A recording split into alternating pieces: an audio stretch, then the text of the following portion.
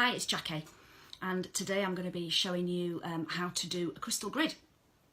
I'm going to do a number of different videos just because it's going to be easier for you to look at it in small chunks, and also because I've got to try and position the camera to get it so I can show you the crystal grid properly. The first thing that I'm going to show you is about cleansing the crystals that we're going to be using. This is the grid. So this is the Flower of Life crystal grid. And it's all about sacred geometry, working with the energies of the crystals, and that's what intensifies the energy and the power of it. I've got this on a board.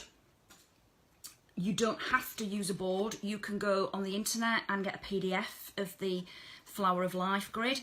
You can also get cloth ones as well. So whatever your budget, whatever you want to spend, you can get some. I mean, this was $7.99. You can get them at $17.99. You know, it all serves the same purpose.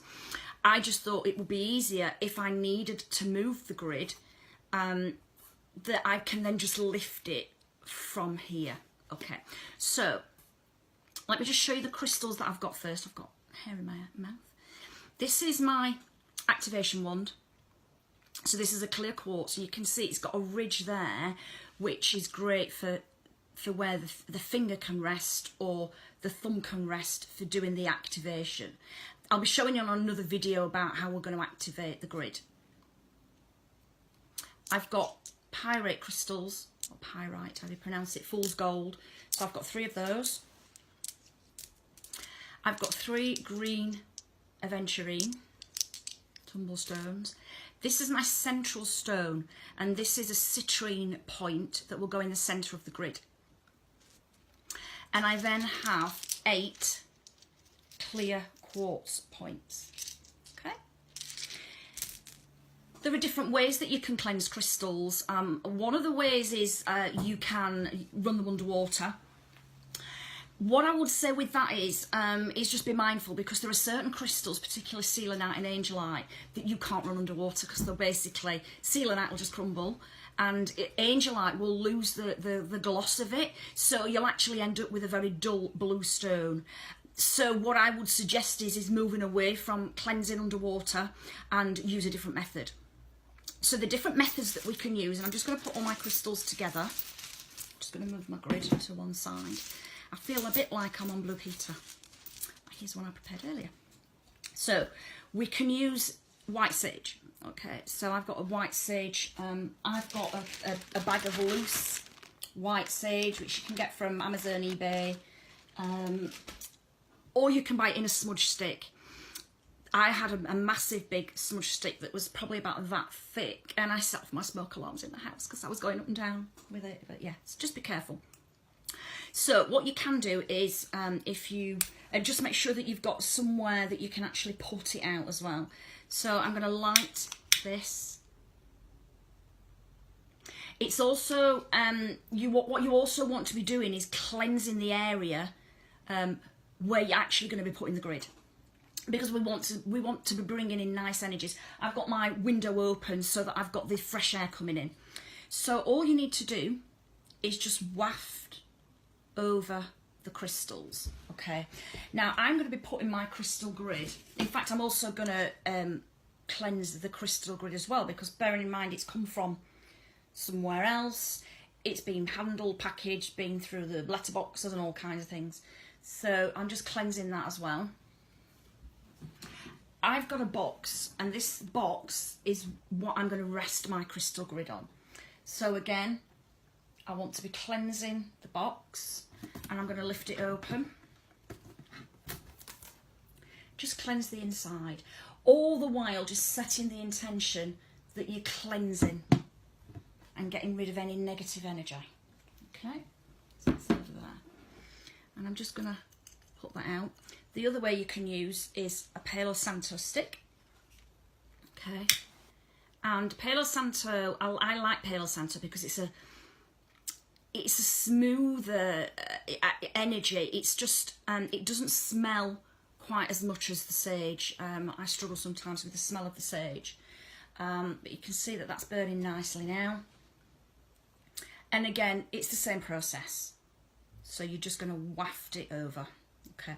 You can also do this. I mean, this has, obviously it's Palo Santo wood, but it's got a very woody smell to it. It's a nice smell.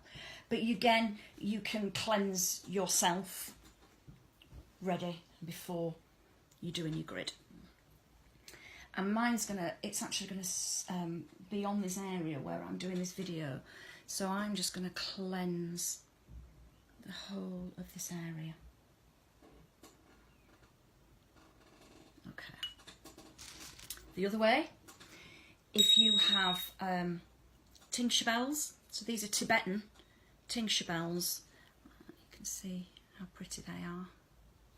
And literally, because sound is a vibration, and that will cleanse. You can cleanse through the vibration of sound.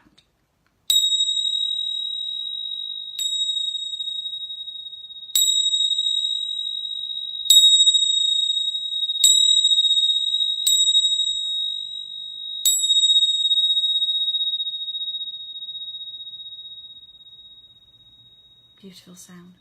And then the last one you can do is in a singing bowl. I've seen people cleanse crystals in a singing bowl. You can do that, but I'm actually going to put the crystals just around the singing bowl. Just around the side of it. So you've basically got the singing bowl in the middle of your crystals. Okay.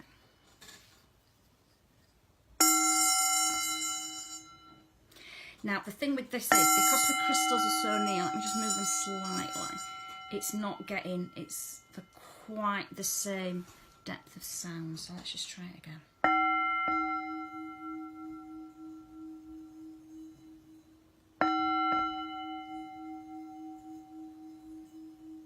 So it's a slighter sound.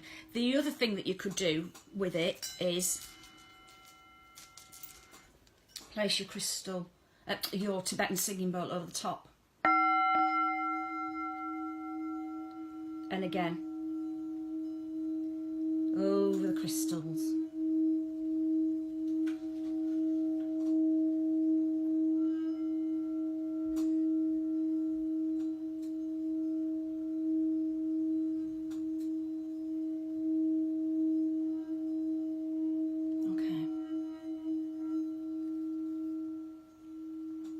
Again, another beautiful sound. So that's how you're going to cleanse your crystals before we actually start on the next video. The next video is going to be about programming the crystals, or consecrating them as they're called. That's a very short, simple method which I'll show you how to do, and I'll see you on the next video. Bye.